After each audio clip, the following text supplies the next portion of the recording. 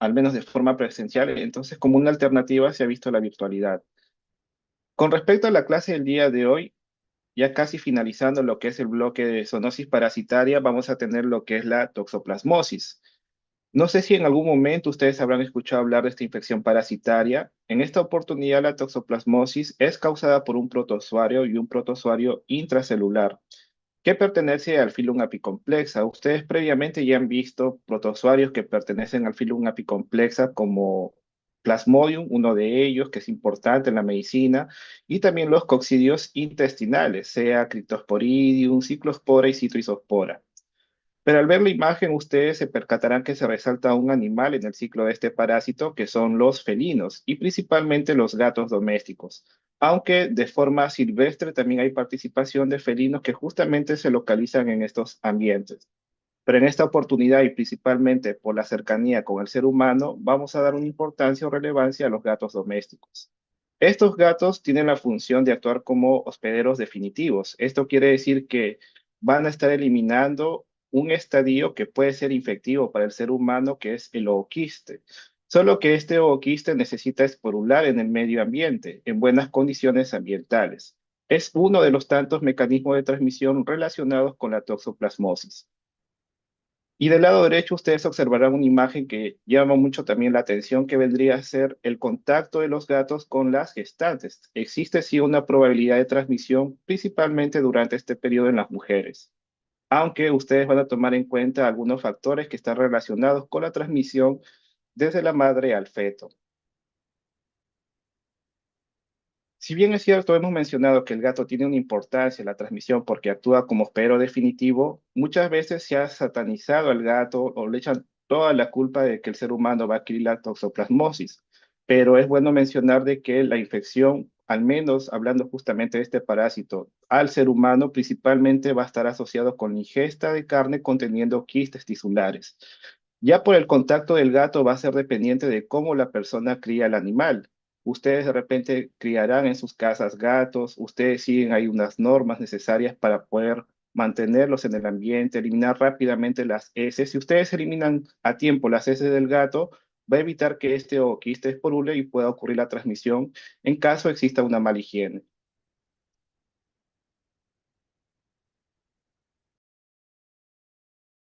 Bien, entonces, como hemos mencionado previamente, la toxoplasmosis va a ser causada por un protozoario correspondiente a la especie Toxoplasma gondii. Viendo la forma o el aspecto morfológico, lo llamativo en los taquizoitos es que tienen un aspecto arqueado. Recuerda una semiluna. Asimismo, previamente hemos indicado que es un protozoario intracelular, va a afectar células nucleadas, no afecta a los eritrocitos y pertenece al filum apicomplexa. Eso quiere decir que va a ser un protozoario que claramente invade las células, pero dentro de ellas puede desarrollarse de forma asexual o sexual. Y esto se puede dar dependiendo del hospedero.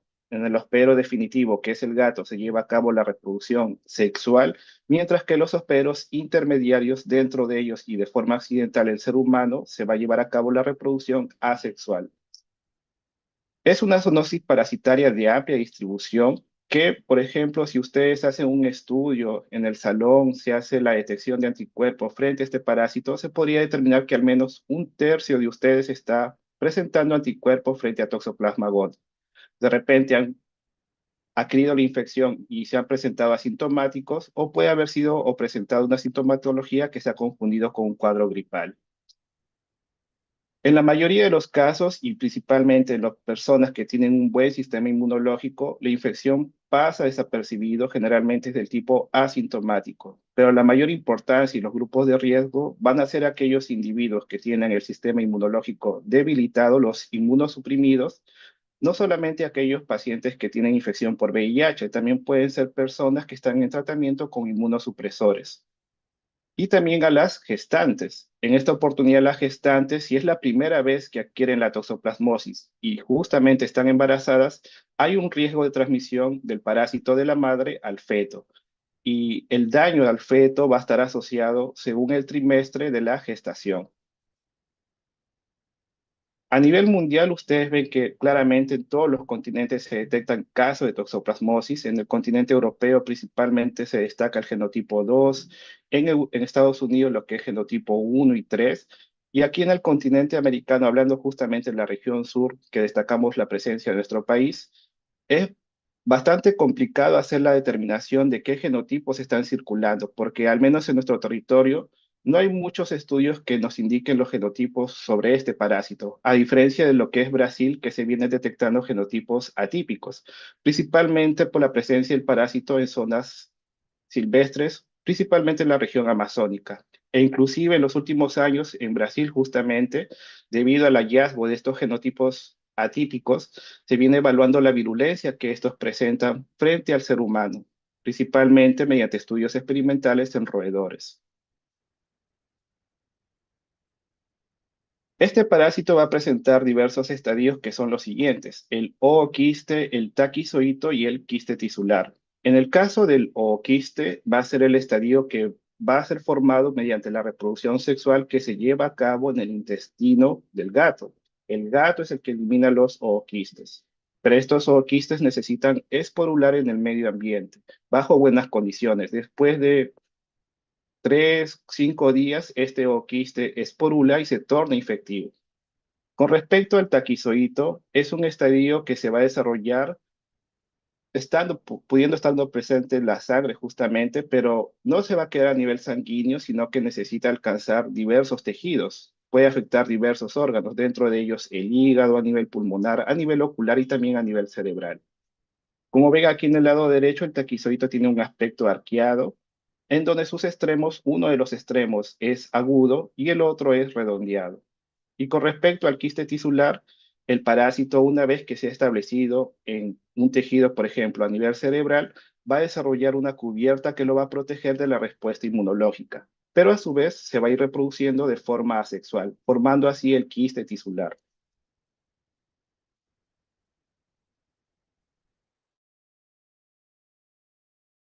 ¿En qué fase de la infección nosotros podríamos observar la presencia del taquizoíto? Aunque es bastante raro que ustedes lo hagan mediante exámenes microscópicos, pero ¿en qué fase de la infección se puede encontrar el taquizoíto? El taquizoíto se va a encontrar en la fase inicial, en la fase aguda, y es bastante corto su desarrollo.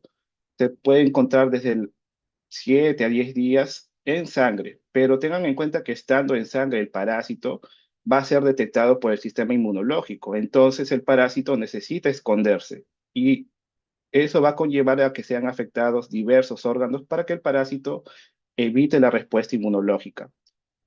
En el caso del taquizoíto puede estar afectando macrófagos, diversas células, pero son células nucleadas. No va a afectar eritrocitos. Es microscópico, es bien pequeño, llega a una medida de 4 a 8 micras. Y este parásito se va a ir reproduciendo de forma asexual y su multiplicación es bastante rápido, porque hemos mencionado hace poco que el parásito puede estar presente en sangre, pero si es detectado por el sistema inmunológico, va a ocurrir su destrucción. Entonces, su multiplicación suele ser bastante rápida para evitar la destrucción por parte del sistema inmunológico. Con relación al taquizoíto, este estadio evolutivo del parásito puede ser considerado estadio infectivo, pero únicamente si se da por vía hematógena. Puede ocurrir la transmisión del taquizoíto, sea por transfusión sanguínea o también durante la gestación, justamente de la madre al feto. En la parte morfológica, cuando hablamos de justamente Toxoplasma gondii, recordemos que pertenece al filum Apicomplesa, entonces va a presentar un complejo apical, el extremo anterior justamente, donde hay diversas estructuras que ayudan a invadir la célula. Tomen en cuenta que este parásito es un parásito intracelular. Hay presencia del conoide que ayuda a invadir la célula, la presencia de las róctrias. Dentro de las róctrias hay diversas enzimas que van a ayudar en el proceso de invasión celular. Y una vez que ha invadido la célula, se va a ver protegida por una vacuola que es conocida como la vacuola parasitófora.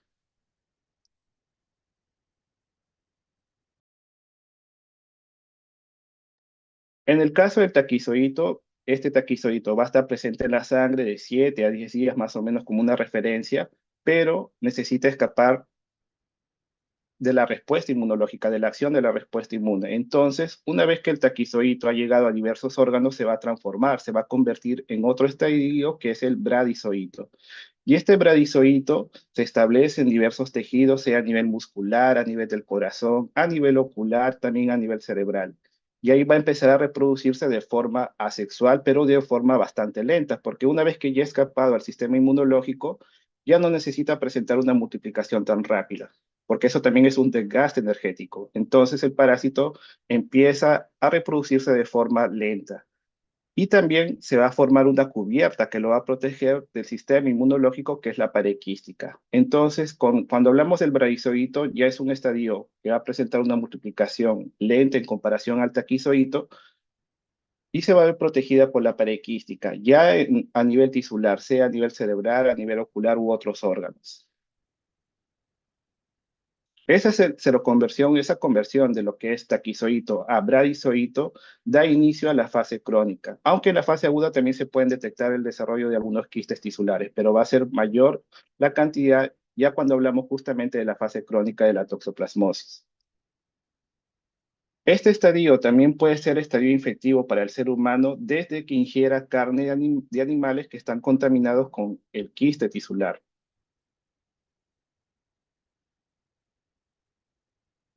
Cuando vemos el ooquiste, tengan en cuenta que este estadio va a ser eliminado por el hospedero definitivo, y el hospedero definitivo van a ser los felinos, sean felinos domésticos o silvestres.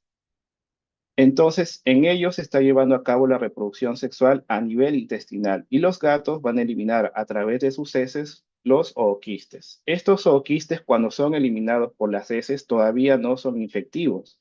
Necesitan esporular en el medio ambiente pasado unas 48 a 72 horas. Después de ese periodo, ¿qué nosotros podríamos observar dentro del ooquiste? Vamos a ver la presencia de dos esporoquistes y cada esporoquiste contiene 4 esporozoitos.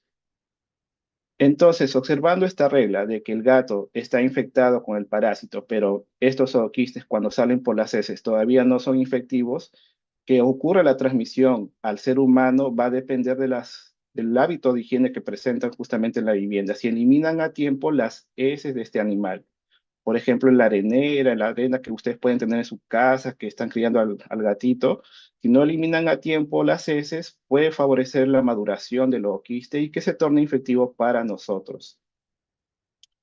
El gato va a ser muy importante del aspecto epidemiológico, que incluso es catalogado el eslabón más importante de la cadena epidemiológica porque es el que está eliminando los ooquistes.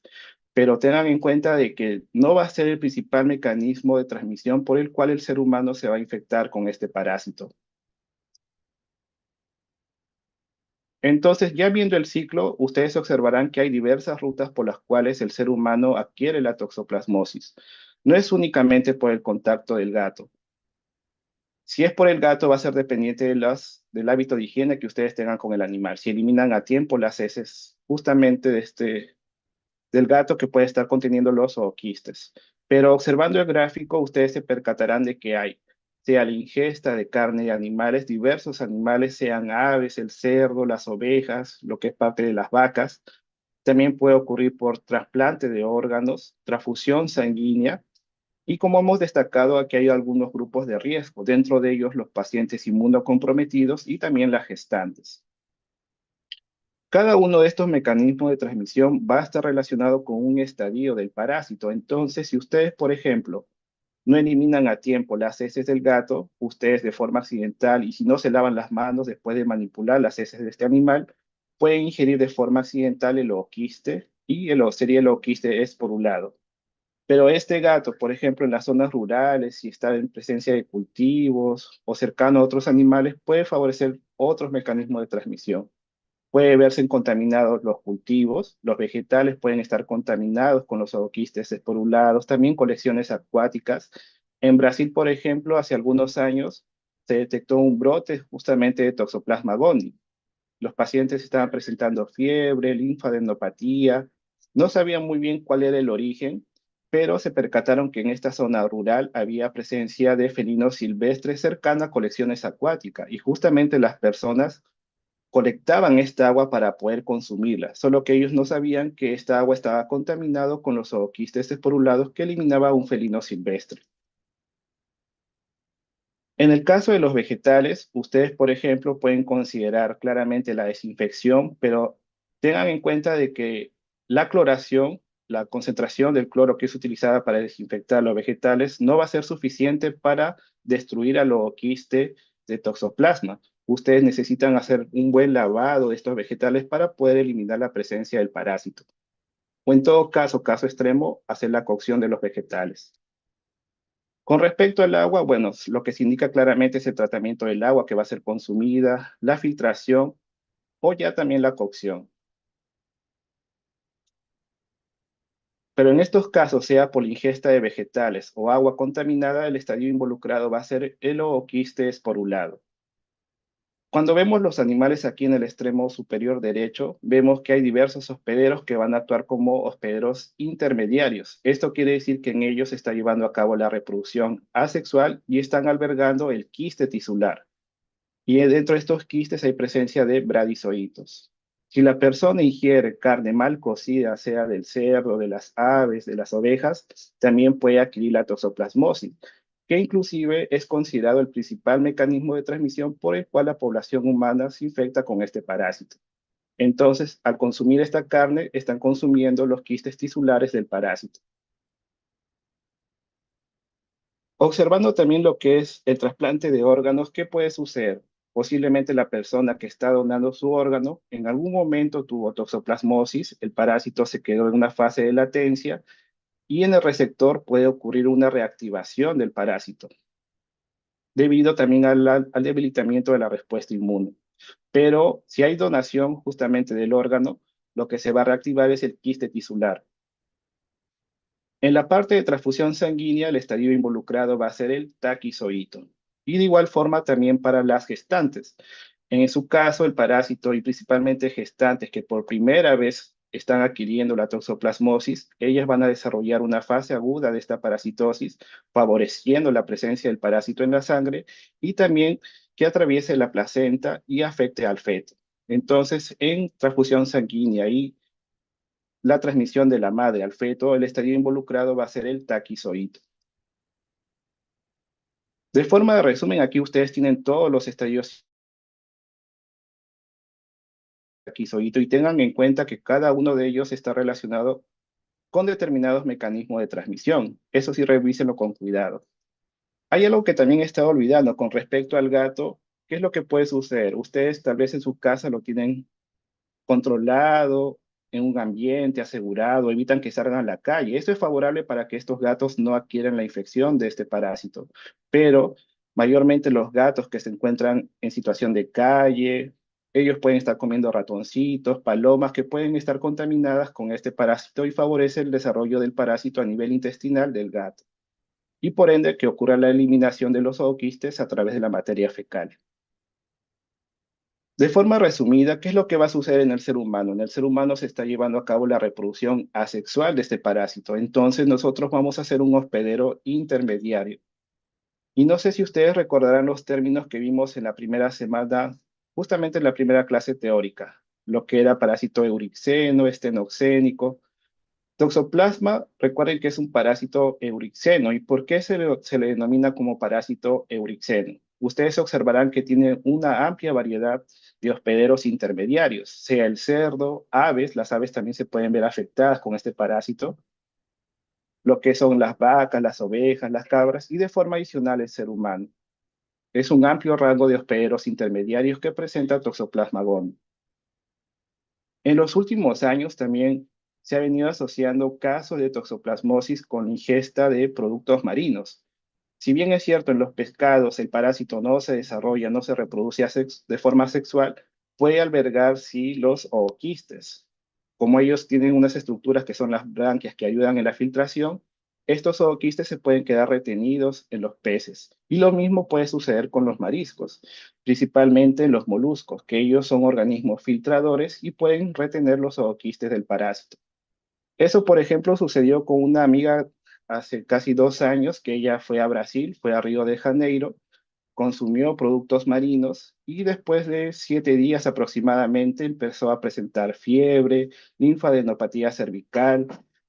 En su momento el médico pensó de que era una mononucleosis infecciosa, pero no presentaba una faringitis exudativa. Entonces después hicieron el descarte con otras infecciones y por último consideraron un posible caso de toxoplasmosis, en el cual se recomendó hacer pruebas inmunológicas para detectar la presencia de anticuerpos frente al parásito. Entonces, sí tengan en cuenta que por productos marinos sí se pueden infectar con el parásito, pero no porque el parásito se desarrolle en el pescado o en los moluscos, sino de que estos animales están albergando el ooquiste. ¿Y eso por qué sucede? No sé si ustedes habrán ido a lo que es Costa Verde, han paseado o han caminado. En la parte donde hay una gran cantidad de piedras se observa la presencia de roedores, pero también de gatos que son abandonados. Entonces, estos gatos, siendo callejeros, pueden comer ratones que pueden estar contaminados con el parásito. El parásito desarrolla su ciclo de forma sexual en el gato y el gato empieza a defecar. Y el agua puede ir arrastrando los zooquistes, favoreciendo la contaminación justamente de algunos animales acuáticos como los moluscos.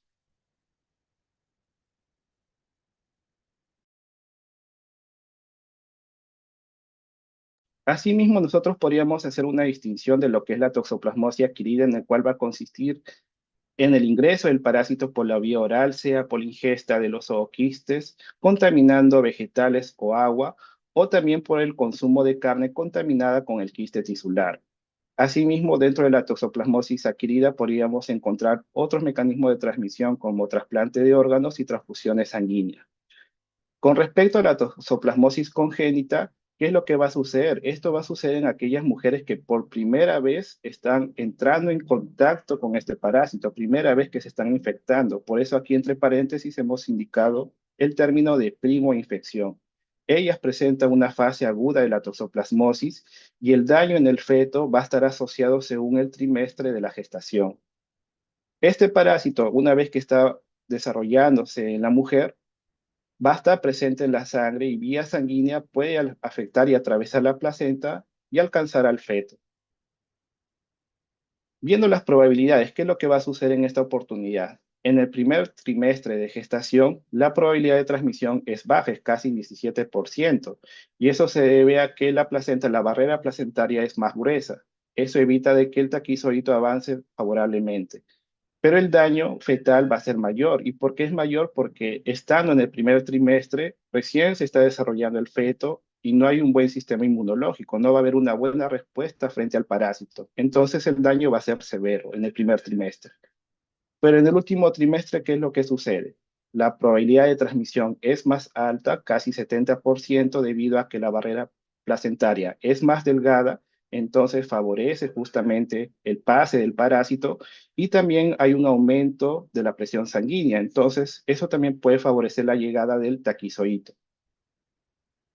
Pero con respecto al daño fetal, ¿qué es lo que va a suceder en el tercer trimestre? Es mínimo porque ya, como han pasado casi unos 7 u 8 meses, el feto ya va a presentar una buena respuesta frente a la presencia del parásito, aunque eso no deja de lado que después que nazca pueda presentar secuelas.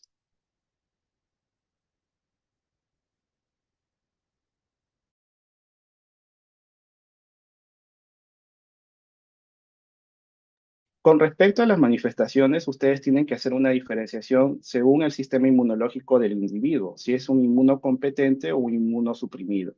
En el caso de los inmunocompetentes, mayormente es catalogado como una infección asintomática, va a pasar desapercibido, pero si hay una gran cantidad, tal vez han ingerido una gran cantidad de quistes o de quistes tisulares, va a presentar una sintomatología que suele ser variable, aunque hay algunos signos que sí pueden dar una sospecha que se trate de una toxoplasmosis.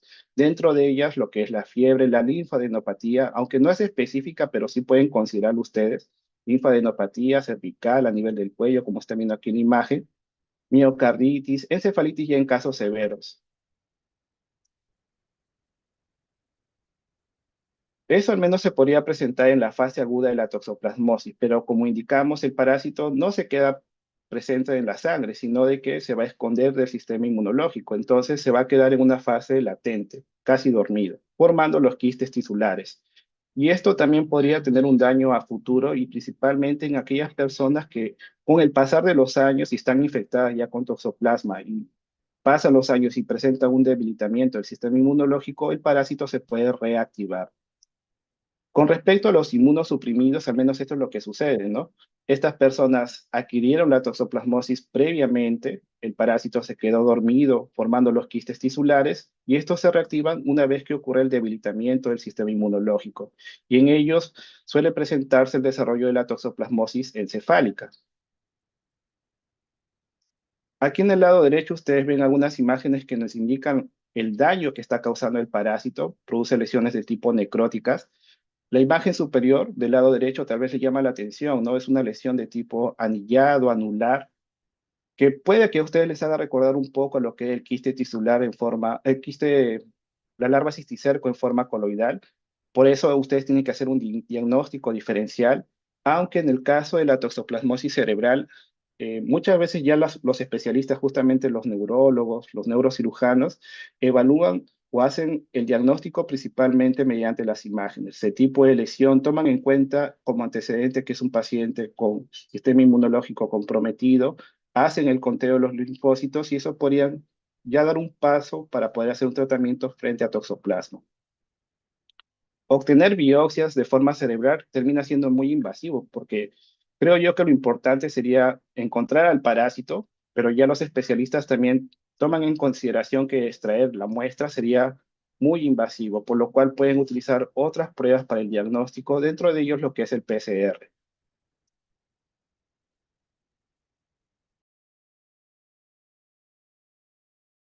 Con respecto a la toxoplasmosis congénita, ya hemos indicado, ¿no? Que va a ser dependiente del trimestre en el cual la mujer adquirió la infección por el parásito. En el primer trimestre es donde la probabilidad es menor debido a que la barrera placentaria es más gruesa, pero el daño es severo, entonces puede producirse un aborto, el nacimiento de niños anormales y hay unas manifestaciones que sí suelen ser específicas para esta infección, que vendría a ser la presencia de corioretinitis, también la presencia de calcificaciones intracraneanas y también por el daño a nivel del parénquima cerebral puede ocurrir el acúmulo de líquido cefalorraquídeo causando una hidrocefalia.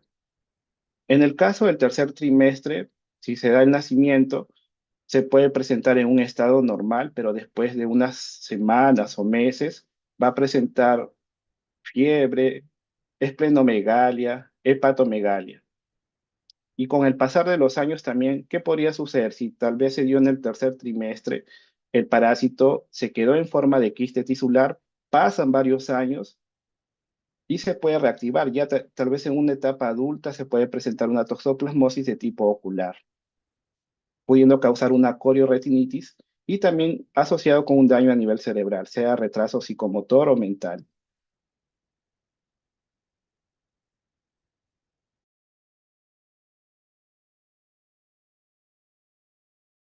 En la parte del diagnóstico, ustedes cuando han visto el curso, conociendo cada una de estas parasitosis, se habrán percatado que muchas veces es importante observar al parásito para que ustedes puedan hacer el diagnóstico.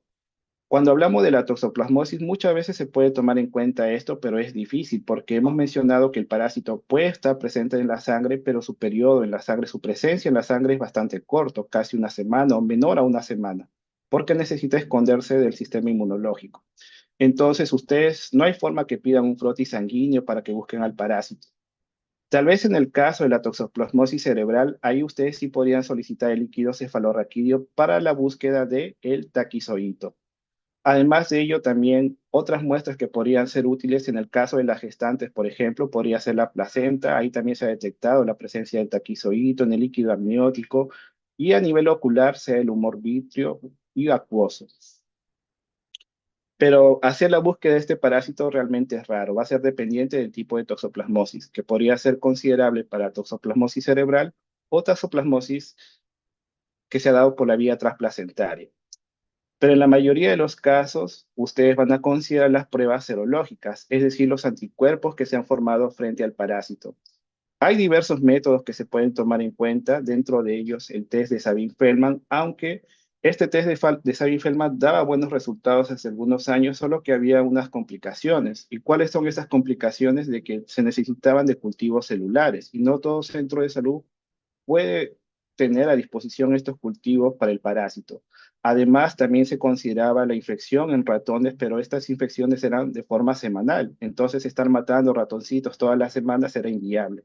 Por eso es que el test de Sabin-Feldman se ha dejado de lado.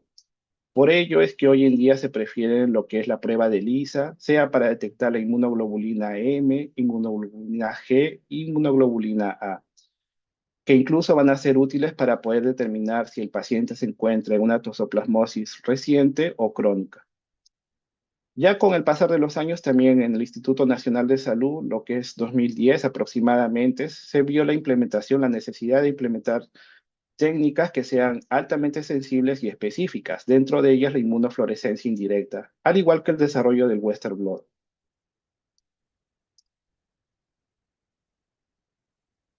Observando este gráfico, ustedes se percatarán de que va a ser muy importante hacer el hallazgo o la detección de las inmunoglobulinas. En el caso de la inmunoglobulina M va a estar asociado con la fase inicial de la toxoplasmosis en la fase aguda, entonces nos indicaría una infección reciente por este parásito, y la inmunoglobulina G vendría a ser una infección crónica ya pasada. Esto quiere decir que ya hace algunos años el individuo entró en contacto con este parásito y posiblemente tenga los quistes tisulares dormidos a nivel tisular.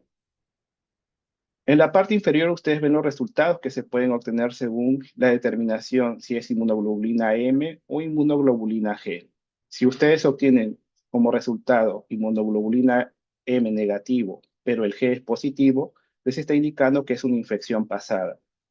Bueno, si ambos son negativos, tal vez podríamos considerar el uso de, si se sigue sospechando que es una toxoplasmosis, de otras pruebas que sean altamente específicas y sensibles.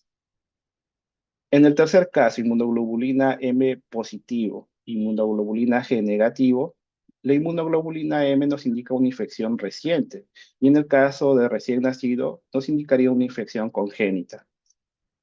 El mayor problema va a ser cuando ustedes tengan el siguiente resultado: inmunoglobulina M positivo e inmunoglobulina G positivo. Y esto es complicado, ¿por qué? Porque ustedes hacen la interpretación, nosotros vimos hace poco que inmunoglobulina M nos indicaba una infección reciente o activa, pero el G es una infección pasada, entonces es todo bastante contradictorio. En este tipo de situaciones, ¿qué podrían hacer? Ustedes podrían considerar un test que es conocido como el test de avidez. Lo que sucede podría ser lo siguiente, que hay individuos que han adquirido la infección por Toxoplasma gondii, han desarrollado las inmunoglobulinas en la fase aguda, en las primeras semanas o meses, pero esta inmunoglobulina M puede permanecer en el suero sanguíneo por largos periodos, después de meses o años, hasta después de un año. Entonces, eso puede afectar un poco la interpretación de los resultados. Y para ello hay una necesidad de utilizar un test que es conocido como el test de avidez. El test de avidez lo que va a buscar es determinar la fuerza que están presentando estas inmunoglobulinas para poder reconocer los antígenos del parásito. Si es una avidez baja, eso quiere decir que las inmunoglobulinas han sido formadas recientemente. Y si es inmunoglobulina M, nos indicaría si una infección activa o reciente. Pero si la avidez es alta, ya son inmunoglobulinas que tienen una alta fuerza para poder reconocer a los antígenos.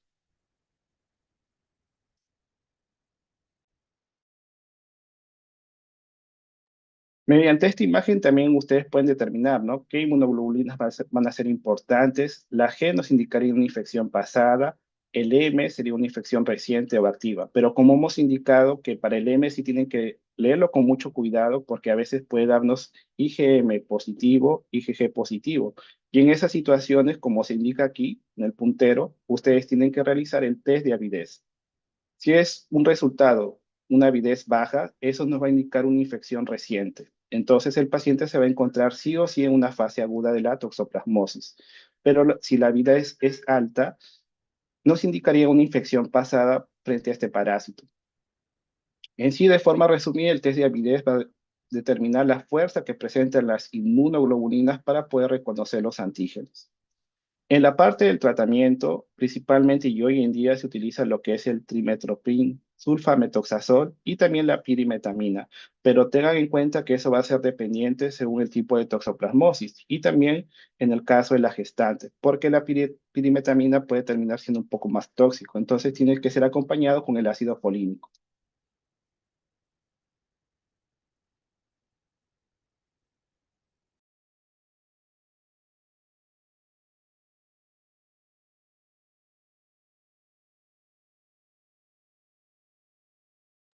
Bien, ahora pasamos a otra zoonosis parasitaria. Es bueno que traten de diferenciar los términos. Sé que se pueden parecer mucho, toxoplasmosis, toxocariasis. Lean con cuidado estos términos para que no se confundan. A veces en los exámenes los estudiantes muchas veces reclaman de eso, ¿no? Que son muy parecidos, pero lamentablemente es lo que tenemos en la literatura, ¿no? Toxoplasmosis, Toxoplasma gondii y toxocariasis va a estar relacionadas con nematodos, gusanos multicelulares, gusanos de gran tamaño, a diferencia de toxoplasma que es microscópico. Cuando hablamos de la toxocariosis, estamos frente también a una zoonosis y son parásitos propios de animales y principalmente animales domésticos. Dentro de ellos el perro, pero también el gato puede estar involucrado con esta zoonosis parasitaria.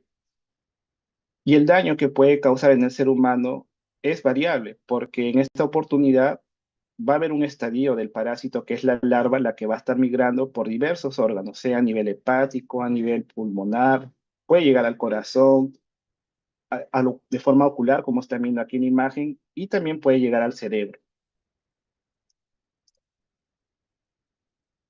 Entonces, en el caso de la toxocariasis, ¿quién va a ser el agente etiológico? Van a ser los parásitos del género Toxocara, y hay dos especies de importancia médica, Toxocara canis y Toxocara cati. El gato también va a estar involucrado en esta parasitosis. Aunque, según lo que se ha podido ver mediante los reportes, es de que el mayor número de casos reportados en el ser humano están asociados con infección por Toxocara canis. Estos gusanos, estos nematodos, recuerden que siendo nematodos son gusanos alargados, cilíndricos, hay un ejemplar hembra y macho. Los investigadores también suelen asociar a estos parásitos como si fueran los ascaris del perro o del gato. Al igual que la toxoplasmosis, es una infección parasitaria de amplia distribución, se ha reportado en diversos continentes, en todos los continentes prácticamente. Pero, ¿qué es lo que va a suceder? Como ven en la imagen, hay un factor de riesgo, ¿no? Que es el que va a tener una repercusión principalmente en la población infantil. Los niños cuando van a los parques se pueden encontrar expuestos a este parásito, debido a que cuando uno va a pasear al perro al parque o en estos ambientes que son públicos, si el perro defeca, lo que va a eliminar son los huevos, y estos huevos, si bien es cierto, cuando salen por las heces del perro todavía no son infectivos, si se quedan ahí en el parque, en el pasto, van a madurar para tornarse infectivos para el ser humano.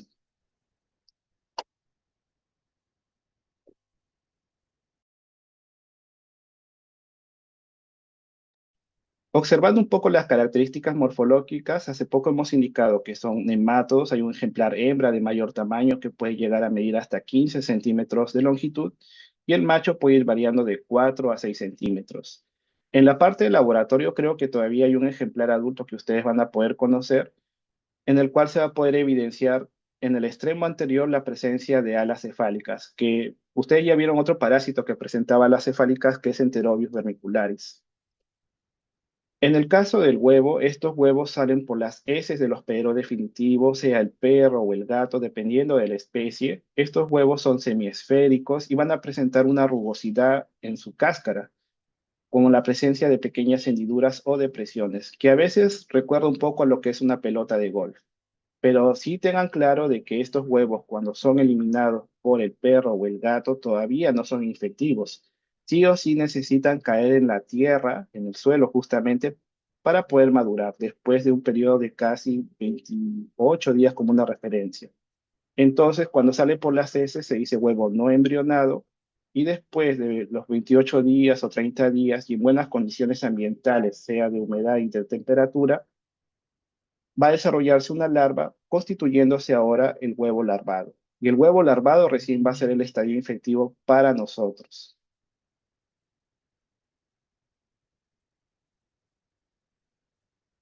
En el ciclo biológico, ¿qué es lo que observamos? Nosotros observamos primero quiénes van a ser los hospederos definitivos, dependiendo de la especie. Para Toxocara canis va a ser el perro y el gato para Toxocara catis. Ellos eliminan a través de las heces los huevos, pero recuerden que estos huevos todavía no son embrionados, sí o sí necesitan caer al suelo. Entonces, ustedes recordarán un término cuando vimos la clase de nematos, lo que es geohelminto. Toxócara también es un geohelminto, necesita madurar en la tierra para tornarse ya infectivo para nosotros. Estando en la tierra, va a ir formándose la larva formándose en este caso la larva L3, el huevo conteniendo la larva L3. Y las personas, si ingieren de forma accidental estos huevos, se van a infectar con el parásito. Entonces, en esta oportunidad, el principal mecanismo de transmisión va a ser la ingesta del huevo larvado o el huevo conteniendo la larva L3. Sin embargo, no es el único mecanismo de transmisión para la población humana. También se ha podido ver de que puede ocurrir transmisión mediante la ingesta de carne conteniendo la larva L3. ¿Y esto cómo sucede? Hay animales que pueden ingerir el huevo, justamente el huevo larvado, el- la larva eclosiona a nivel del intestino de estos animales y posteriormente la larva se va a quedar instalada en los tejidos, principalmente a nivel muscular. Y si ustedes ingieren la carne de estos animales mal cocida, también pueden adquirir la toxocariasis. Entonces, el mecanismo de transmisión, el principal va a ser la ingesta de huevo larvado y de forma secundaria o bastante rara va a ser la ingesta de la carne mal cocida justamente de aves o de otros animales. Por ejemplo, el cerdo, la vaca también se puede ver afectada con este parásito.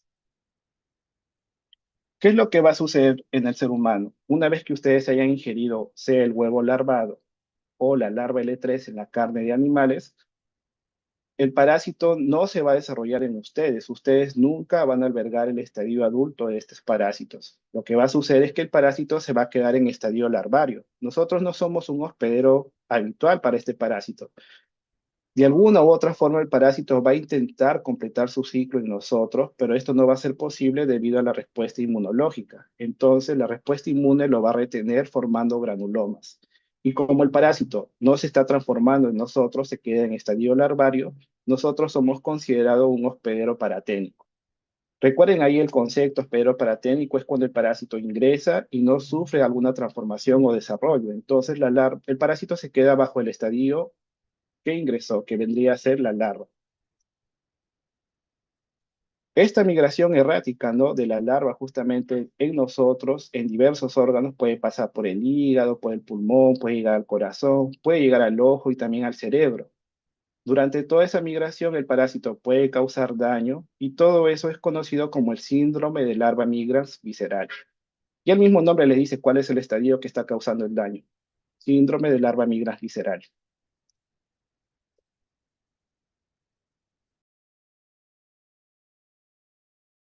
Teniendo como referencia que es la larva la que está migrando a nivel tisular por diversos órganos justamente, el parásito en ustedes nunca se va a desarrollar en adulto. Eso quiere decir que no hay forma de que ustedes pidan un examen de heces para hacer el diagnóstico de una toxocariasis. Como está migrando a nivel de los órganos, la única forma, una de las, incluso la mayor prueba que ustedes podrían considerar sería la detección de anticuerpos frente al parásito, sea por ELISA o Western blot. En el mecanismo de transmisión, hace poco hemos indicado, ¿no? Que hay factores de riesgo, principalmente afectando a la población infantil debido a las actividades que ellos realizan en los parques, van a jugar, se ven expuestos, tal vez no se lavan las manos. Entonces, al no lavarse las manos, los huevos pueden quedarse adheridos en sus dedos. Si lo llevan a la boca, pueden adquirir infección. Que inclusive por eso existe una recomendación, ¿no? De los dueños, de los perros o de los gatos, porque hoy en día también hay personas que sacan a los gatos a pasear. ¿Qué es lo que les recomiendan? De que si defecan en el pasto, tienen que recoger las heces, porque este perro puede estar eliminando los huevos de toxócara. Si las heces se quedan ahí por un largo periodo, eso puede favorecer a que se torne infectivo para nosotros. Aparte de ello, también hay otros factores de riesgo, principalmente asociados en la población infantil, que es el consumo de la tierra. A veces unos hábitos inusuales o raros que pueden presentar, que es conocida como la teofagia. ¿Esto tendría importancia en nuestro país? Sí tiene importancia, sí se han detectado casos de toxocariasis, no solamente en la región amazónica, también aquí en Lima, que inclusive eso ha conllevado a de que investigadores puedan examinar la tierra de los parques y en ellas han detectado la presencia de huevos de este parásito, por ejemplo, en lo que es el distrito de Sur. Entonces tengan cuidado cuando vayan a hacer sus actividades, tal vez hagan picnic, ¿no? Tienen que sí o sí ustedes lavarse las manos después de terminar sus actividades.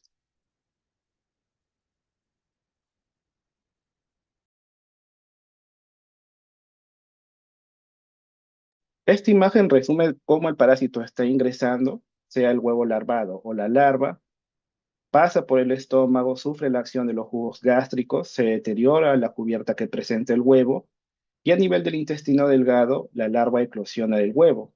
Una vez que la larva eclosiona, no se va a quedar en el intestino, sino de que necesita atravesar pared intestinal y en esta oportunidad la larva necesita alcanzar la circulación. Es bueno mencionar de que Toxócara en los perros o el gato sí hace el ciclo de los, pero en el ser humano esto no se va a llevar a cabo, no lo va a realizar porque nosotros no somos su hospedero habitual. De alguna u otra forma, el parásito sí intenta realizarlo debido a esa migración errática que presenta. Es decir, pasando por el hígado, por el pulmón, puede pasar por el corazón, pero al final la respuesta inmunológica lo va a retener el avance de la larva, formando los granulomas alrededor justamente del parásito.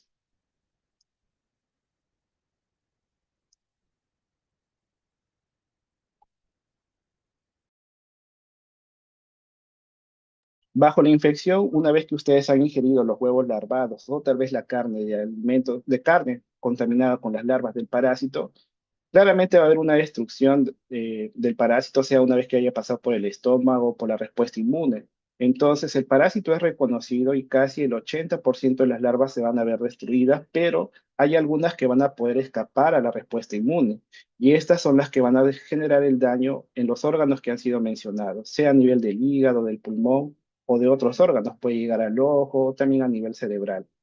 Hay una respuesta inflamatoria que justamente ven aquí en el lado derecho, la formación del granuloma y la deposición de fibras de colágeno, que al final este granuloma va a tener que calcificarse para poder destruir al parásito.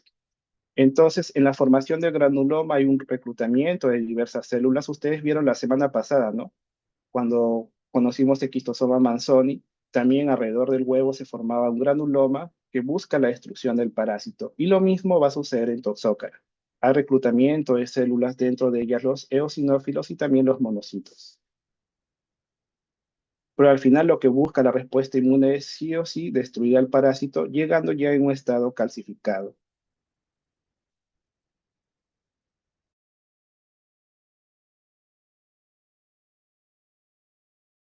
¿Qué es lo que va a causar la migración del parásito? Eso sí, ténganlo en claro, es el síndrome de larva migrans, principalmente a nivel hepático o de los órganos que han sido mencionados, pulmón, a nivel del cerebro va a ser síndrome de larva migrans visceral.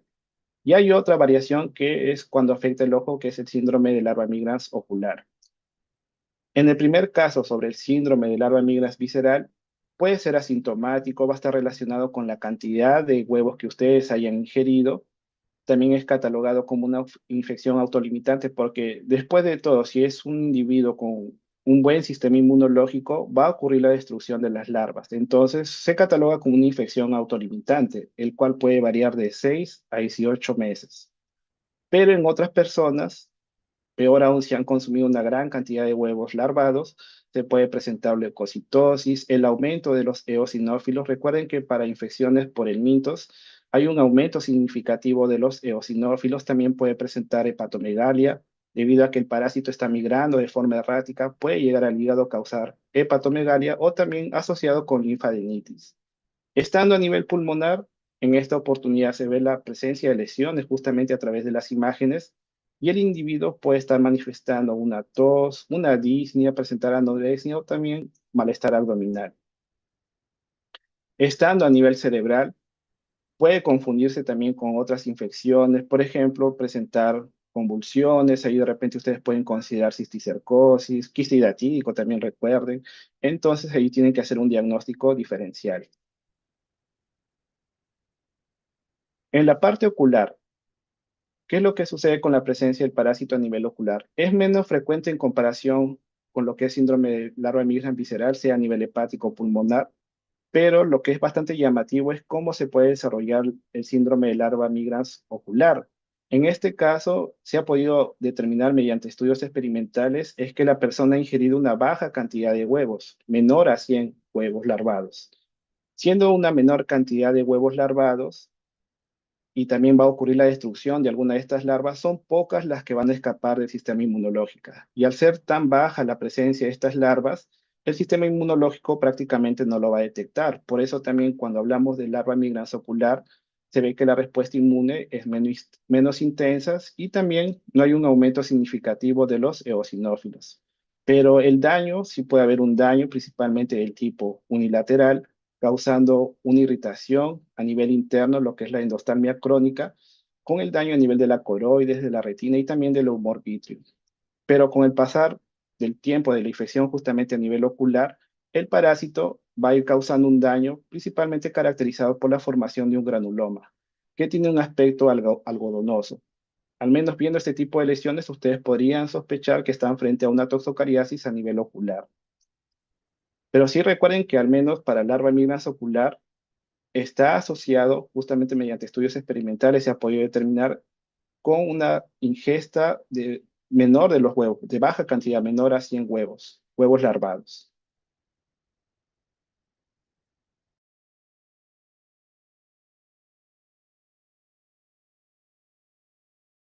Hay otra toxocariasis que es conocida como la toxocariasis encubierta, en la cual no va a haber una manifestación específica, entonces esto se puede confundir con otras infecciones. Y lo otro que no va a orientar mucho en el diagnóstico es que va a presentar el número de eosinófilos normal, pero en la parte inmunológica, en la detección de los anticuerpos, sí se logra determinar la presencia de anticuerpos frente al parásito.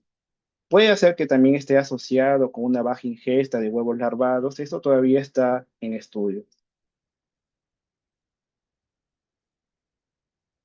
En el diagnóstico de la toxocariasis, ¿qué es lo que ustedes pueden tomar en cuenta? Como ha sido mencionado también para Toxoplasma gondii, tal vez lo primero que ustedes van a considerar es que ustedes vean al parásito. Se pueden obtener biopsias, pero realmente esto es demasiado complejo. Aparte de ello, ustedes si ven un corte histológico, ven la presencia de una larva, esto no va a ser conclusivo. ¿Por qué? Porque hay otros nemátodos que pueden generar daño en los órganos. Entonces, mediante un corte, tú no puedes determinar si es la larva de Toxocara. Por eso se denomina que los exámenes histológicos son inconclusivos. Por ello, la principal recomendación va a ser de que ustedes sí o sí utilicen las pruebas inmunológicas, sea mediante la detección de anticuerpos por ELISA o también el Western blot.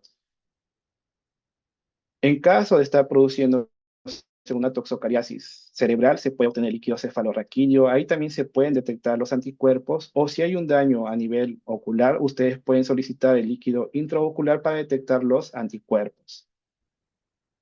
Otras características que pueden ser significativas en el diagnóstico es el aumento de los eosinófilos, causando el síndrome de larva migrans visceral, porque para ocular lamentablemente no va a haber un aumento alto de los eosinófilos. Y también las inmunoglobulinas, sea la inmunoglobulina M o E.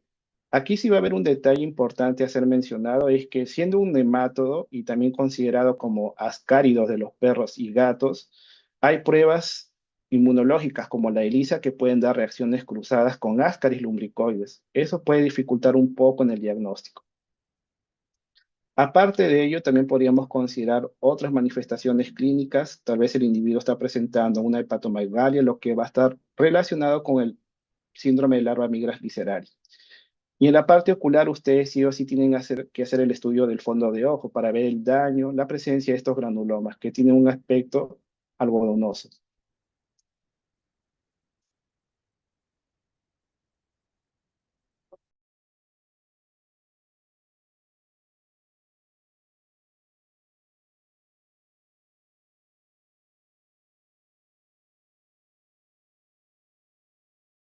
Bien, por último tenemos otra infección parasitaria importante que es larva migrans, pero en esta oportunidad larva migrans cutánea. Ustedes observando la imagen del lado izquierdo tal vez recuerden un parásito que conocieron en la parte de laboratorio que es Ancylostoma duodenal, que presentaba un par de dientes.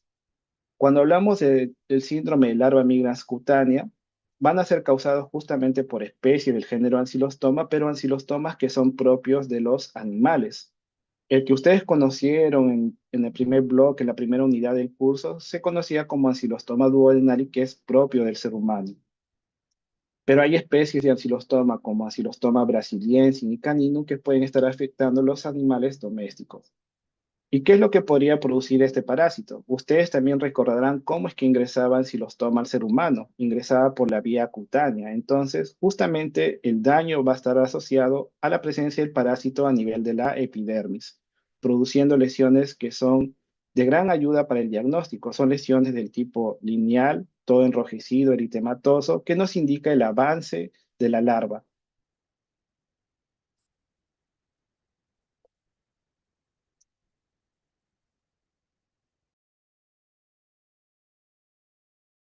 Entonces, en el caso del síndrome de larva migrans cutánea, tengan en cuenta que esto va a ser producida por especies, por nemátodos que son propios de animales domésticos. Y el ser humano se va a ver afectado, pero en nosotros el parásito no se va a desarrollar, por lo cual nosotros también somos catalogados como un hospedero paraténico frente a esta parasitosis. De igual forma, también vamos a considerarlo una zoonosis, ya que los animales son los que están involucrados. El daño claramente es a nivel de la piel, por eso se denomina como síndrome de larva migrans cutánea, pero se han visto casos inusuales en los cuales el parásito sí puede llegar a completar el ciclo de los, causando el síndrome de Lofer. Esto posiblemente esté asociado por la forma por la cual está ingresando el parásito. Si bien es cierto, la principal vía de infección es la vía cutánea, eso no deja de lado de que el ser humano puede ingerir agua contaminada con las larvas filariformes de estos parásitos. Entonces, eso favorecería la presencia o la llegada del parásito a nivel pulmonar. Pero tengan en cuenta que eso es infrecuente. El mayor daño va a estar asociado con la presencia del parásito a nivel de la epidermis. Son diversas las especies que pueden causar el síndrome de larva migrans cutánea. Ustedes ven aquí que hay algunas catalogadas como especies principales de este síndrome, secundarias o bastante raras que las causen. Pero las principales corresponden al género Ancylostoma brasiliensis, caninum y ceylanicum.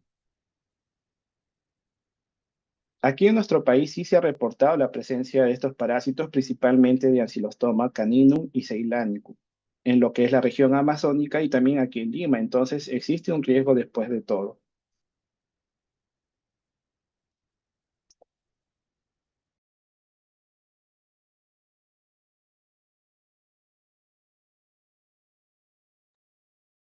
¿Cómo el ser humano se puede ver afectado con este parásito? ¿Cómo puede desarrollar lo que es el síndrome de larva migrans cutánea? Para que exista la exposición, la persona tiene que estar caminando descalzos en los ambientes que mayormente puede haber presencia de este parásito y al menos en zonas endémicas se ha visto de que se detecta la presencia del estadio infectivo en lo que son las playas, en parques de igual forma, y si está caminando descalzo, favorece el contacto con el parásito. ¿Qué es lo que va a ingresar por la vía cutánea? Va a ingresar la larva filariforme o la larva L3. Pero recuerden que en el ser humano este parásito no se va a desarrollar, no va a alcanzar el estadio adulto. Se va a quedar justamente a nivel de la epidermis, produciendo una lesión del tipo lineal de aspecto sinuoso o tortuoso. Asimismo, como el parásito, el estadio infectivo está presente en la Tierra, vamos a catalogar a los parásitos que causan el síndrome de larva migras cutánea también como geohelmintos, al igual que las especies de Toxocara.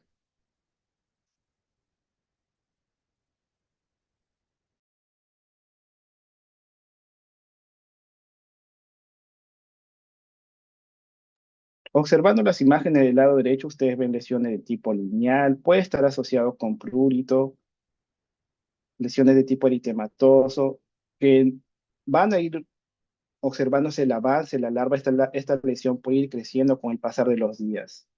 Pero, ¿por qué en el ser humano el parásito se va a quedar a nivel de la epidermis? Lo que se ha podido ver mediante estudios bioquímicos es que las uncinarias, justamente Ancylostoma brasiliensis o Caninum o ceylanicum, ellos no sintetizan la enzima colagenasa y eso evita a que puedan atravesar la membrana basal de la epidermis humana. Entonces se quedan a nivel de la epidermis migrando erráticamente y formando estas lesiones de tipo lineal que incluso en otros países que sí hay mayor número de casos, principalmente en Brasil, se ha visto que son zonas, justamente áreas donde hay playas, gran número de perros que son paseados, los perros defecan en estas playas y posteriormente las personas cuando van a las playas, ¿cómo caminan? Caminan sin sandalias y eso favorece el contacto con el estadio infectivo. Este parásito también es conocido como el gusano o el bicho geográfico por el tipo de lesiones que va a ir formando a nivel de la piel, que va dejando ese rastro lineal, sinuoso, tortuoso, que a veces puede dar la formación así de mapa geográfico. Por eso se denomina como el bicho geográfico.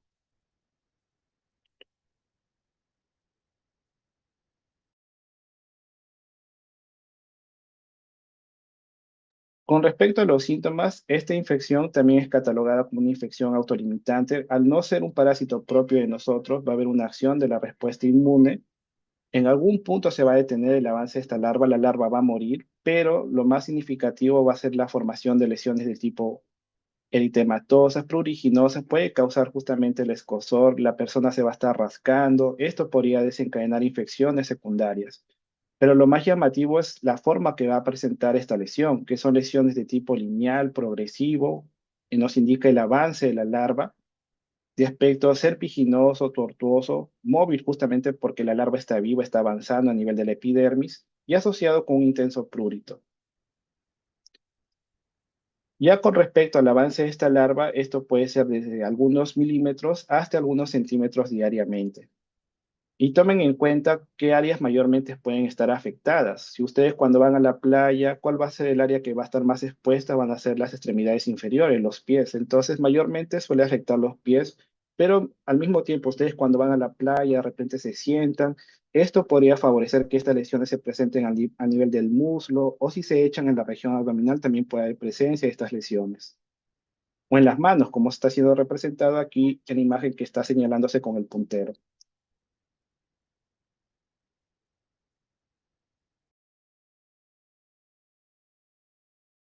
Pasando al diagnóstico, ustedes para esta oportunidad tienen que tomar en consideración los antecedentes epidemiológicos, saber si la persona ha frecuentado o ha ido o ha visitado una zona que es endémica para esta parasitosis. No es exclusivo de Brasil, aunque en Brasil se vienen reportando casos en lo que es el estado de Bahía, principalmente en Bahía. Entonces, tomando como referencia eso y la característica de la lesión, ustedes pueden sospechar que están frente a una larva migrans cutánea, una lesión del tipo lineal de aspecto serpiginoso. Serpiginoso es porque recuerda a una serpiente, va avanzando, es una lesión móvil, entonces la larva está avanzando, pasando los días, por lo cual en esta oportunidad el diagnóstico va a ser clínico. Asimismo, si hacen un examen de sangre, podrían observar el aumento de los eosinófilos, al igual también la detección de la inmunoglobulina E. Pero siendo una infección a nivel cutáneo, tal vez hay una necesidad sí de hacer un diagnóstico diferencial, porque no va a ser exclusivo también, ¿no? Ustedes ya han conocido otros agentes infecciosos en el componente de microbiología, por lo cual sí hay una necesidad de hacer un diagnóstico diferencial. Obtener biopsia sería muy complejo porque la larva está avanzando después de todo, con el pasar de los días está avanzando, va a ser complicado determinar en qué punto se podría hacer la obtención de esta biopsia, pero como una referencia a veces de la parte donde está activa la lesión, contando ahí unos 1 o 2 centímetros como referencia, se puede tomar la muestra, pero realmente ustedes en esta oportunidad se van a basar en la característica que va a presentar la lesión y si es que ha acudido esta persona a una zona endémica. Frente a lo que es el tratamiento, si necesario, y si es una gran cantidad de larvas las que están migrando a nivel de la epidermis, se podría utilizar el albendazol o ivermectina.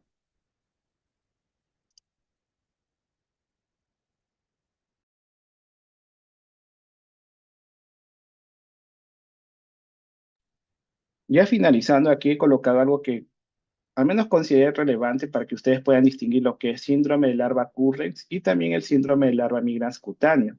Recuerden que ustedes conocieron Strongyloides stercoralis, que es causante del síndrome de larva Currens, en el cual el parásito también va a ir migrando a nivel cutáneo, solo que en esta oportunidad, ¿por qué se presenta el síndrome de larva Currens? Se presenta cuando hay casos de reinfecciones. Es una persona que presenta el estadio de larva radiatiforme en la región anal, tal vez no tiene una buena higiene, eso favorece de que esta larva madure su estadio infectivo, que es la larva filariforme, y pueda penetrar a nivel de lo que son las nalgas, la región abdominal.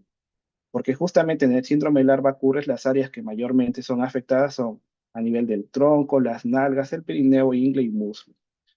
Aparte de ello, también cuando avanza esta larva, porque esta larva está viva, está avanzando, su avance es bastante rápido. Por eso también se le conoce como racing larva, que puede llegar a avanzar por día hasta 10 centímetros. Ustedes recordarán, ¿no? Que se marcaba con un lapicero la fase o el momento en el cual se encontraba la larva en determinado día y con el pasar del tiempo se observaba de que esta larva estaba avanzando, esta lesión estaba avanzando, justamente por la presencia del parásito.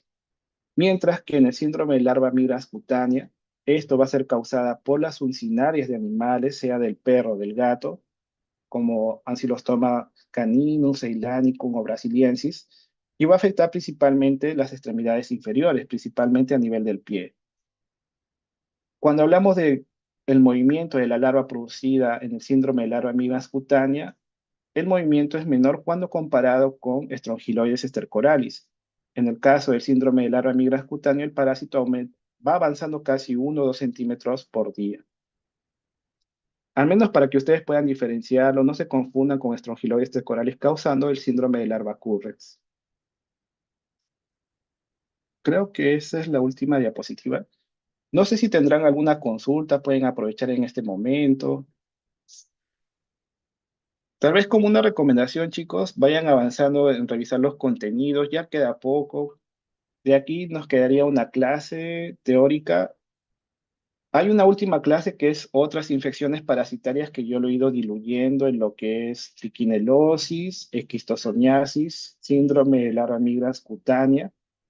Y la siguiente van a ver lo que es anisaquidosis y también lofomoniasis, que es una parasitosis que ha adquirido gran importancia en los últimos años.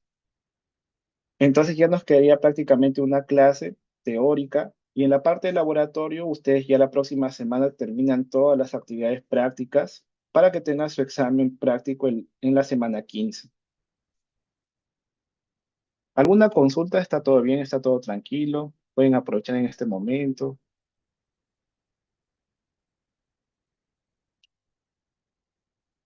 Bien, chicos, entonces ya nos vemos la siguiente semana. Buenas tardes con todos.